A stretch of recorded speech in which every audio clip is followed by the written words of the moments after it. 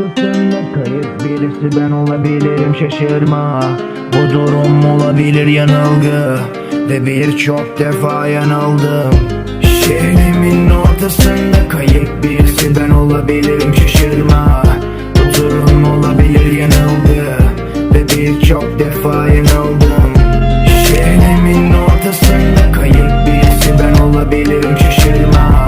Bu durum olabilir yanılgı ve birçok defa yanıldım. Şehrimin ortasında kayıp birisi ben olabilirim, şaşırma. Olabilir yanılgı, defa yanıldım. İstiyorum altımda bir Merso, bir de Porsche. Bu müzik evrensel dediniz, evrende 5 kuruş yok mu? Ateşleyin bana biraz, kolumda bir Rolex olsun. 20 yılı doldursun ve değerinden fazla olsun. Hayaller güzeldir, hayatlar umut çürütür. Eksilerdeysen artı için cepten para yürütürsün.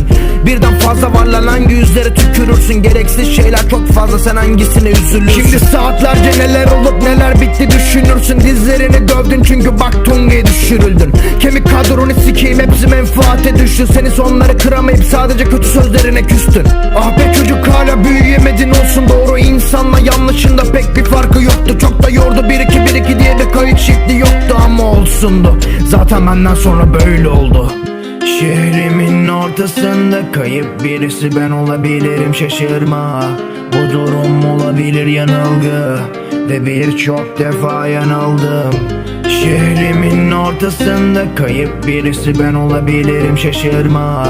Bu durum olabilir yanılgı ve birçok defa yanıldım. Şehrimin ortasında kayıp birisi ben olabilirim, şaşırma. Bu durum olabilir yanılgı ve birçok defa yanıldım. Şehrimin ortasında kayıp birisi ben olabilirim, şaşırma. Bu durum olabilir yanılgı ve birçok defa yanıldım.